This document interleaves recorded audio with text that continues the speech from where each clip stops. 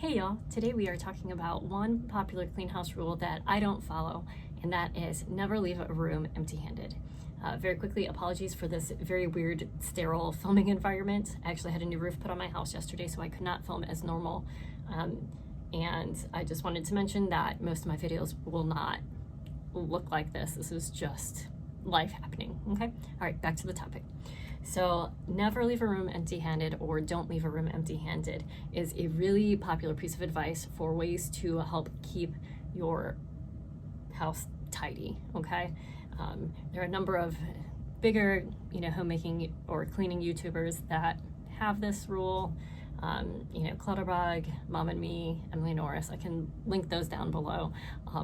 It's not just them, it's like pretty much everyone has this rule.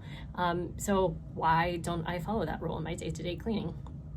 Honestly, the answer is that I get way too easily distracted. Okay, I'm sure this works for a lot of people, but I just do not do well with it. And that's okay. We need to adopt practices that work for us and not use the ones that don't, right? I specifically did not include this in my top 5 tidy house rules video simply because it doesn't work for me, and I'm not going to tell you guys to do something that I have found doesn't work for me.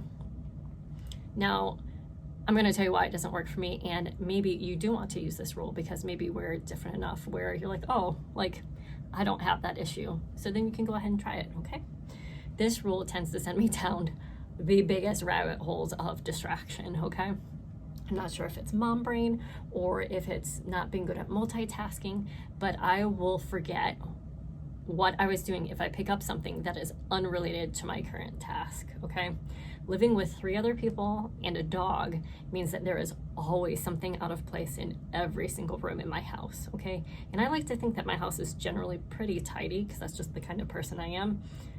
But yeah, there's never a time when everything is put up, right? And I think most of y'all can relate to that. So if I'm doing dishes, for example, and I remember that I had a glass of milk last night that I left on my nightstand, as one does, I need to walk to my bedroom to get that, right? But if I'm following this don't leave the room empty-handed rule, that means that I need to pick up something that's in the kitchen on my way to the bedroom, right?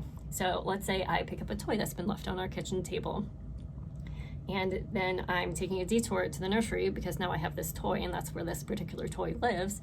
And then I'll notice, once I get to the nursery, that there are other toys just strewn about the floor that didn't get picked up after they're done being played with, Typical stuff. My kids are really young. We're still working on the put it away after you're done with it, cleanup time song kind of deal.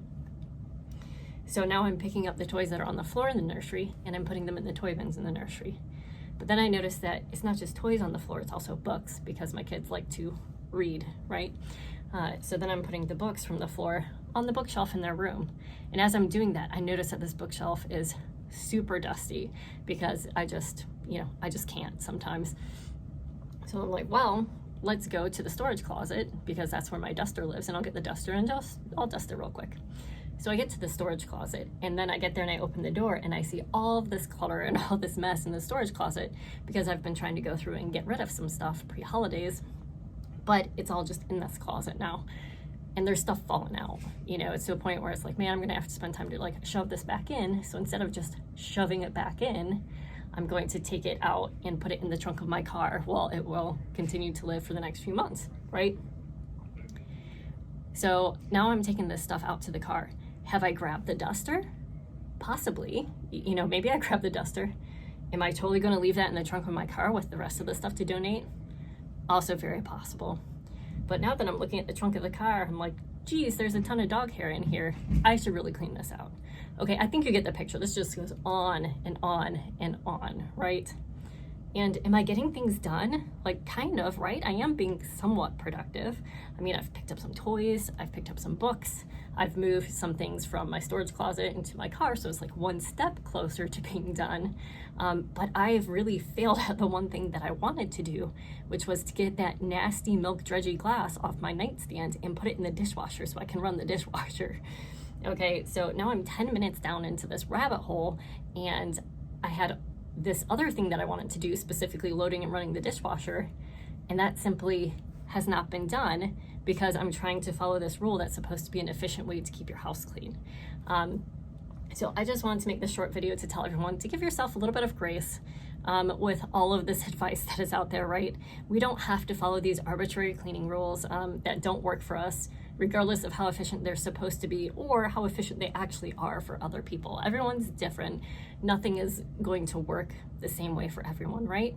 And, you know, if you seek out those tips and tricks, you know, to help you handle keeping up with the mess of just life in general, like, that's cool, but don't feel bad if something doesn't work for you, okay? Like, you don't need to feel bad about that. It's not a failure. It's just, it's like clothes that don't fit, right? Your body isn't the issue. It's the clothes that are the issue, right? I think we can all agree on that. All right.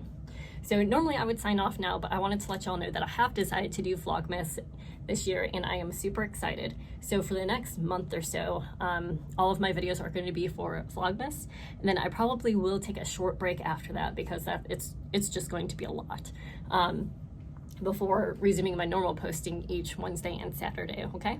So please make sure you like this video if you want to see more of this type of content, and subscribe and hit the notification bell if you don't want to miss out on any of the Vlogmas awesomeness that I have to plan. It's going to be a lot of fun, and I'm really looking forward to having you guys along for the ride, okay? I'll see you on the next one. Bye.